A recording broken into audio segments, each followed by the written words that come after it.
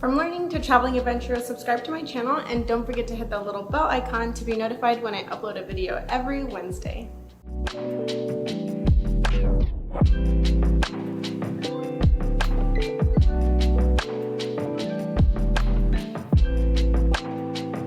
Hi, my name is Paige and I am an RYT 500, meaning I have 500 hours of training and I have over 900 teaching hours in studio. Most of my yoga experiences have been very slow moving, which doesn't really jive with my impatience. Why are you doing this pose then if you don't even like yoga? It's not that I don't like yoga, it's that I find it extremely challenging. And apparently there's a more to yoga than just the poses and movements. Yoga, the practice that we think of it as, is the asana practice, which is only one branch of the 7 branches of yoga. While I am trying to incorporate a little bit more the slow living lifestyle, I'm unable as of yet to do it in such large chunks that one might need for yoga. So with that being said, I wanted to try this particular pose because it's challenging on multiple levels. One is because it's yoga, which is already quite difficult for me. 2, because it's an inversion pose that requires a lot of balance. I think crow is a really good entry point into inversions, meaning your hips are above your heart. Legs up the wall is also considered an inversion because you are shifting the blood flow direction in the body. And there's a belief in yoga that reversing the blood flow with an inversion is an important part of our health. Comment below and tell me if you practice yoga.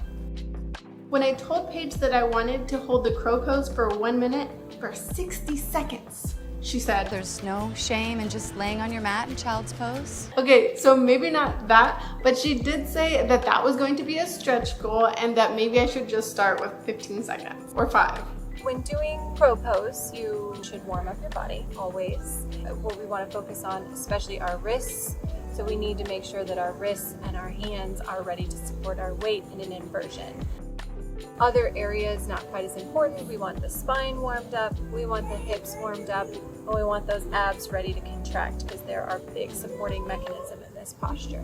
For wrists, you want to do what I call pretzel arms. And then you also want to stretch the wrists forward and backward.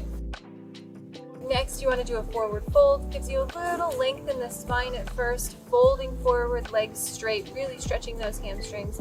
Put a little bend into the knees, fold all the way forward, cross your wrists over your elbows, and that lengthens the spine while also lengthening the hamstrings, and the bend in the knee keeps the hamstrings protected. And I also like to do some finger lifts just to activate the hands, make sure that they're doing what they're supposed to. They know that they're going to be working hard. We also sometimes do big hands, little hands, big hands. We forgot to film that one.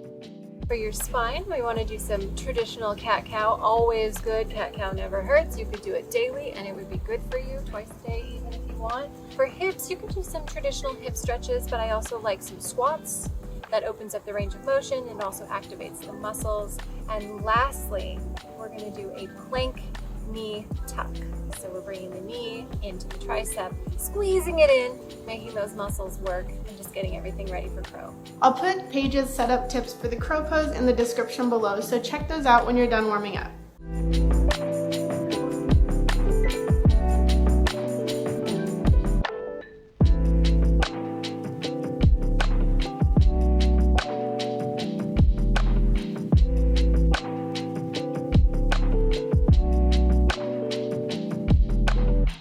I'd rather not do so many tutorial videos because the way that I end up structuring it is a little too robotic for me.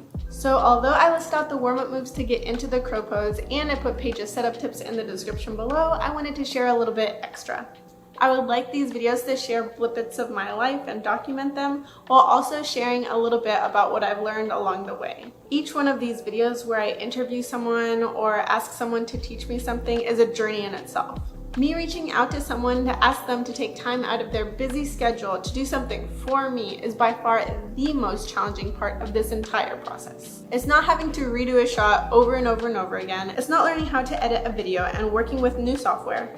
It's asking something of other people. Maybe I'll do a video on my journey of asking someone to do something for the next video. It'll just be me for 5 or 10 minutes trying to write the perfect text message before I click send because I'm tired of thinking about it anyway. It'll never be the perfect text message. And then than when I finally see them being awkward the whole time. It'll be great. So thanks for watching. Make sure to smash the like button. Don't forget to subscribe, and I'll see you next week. Bye.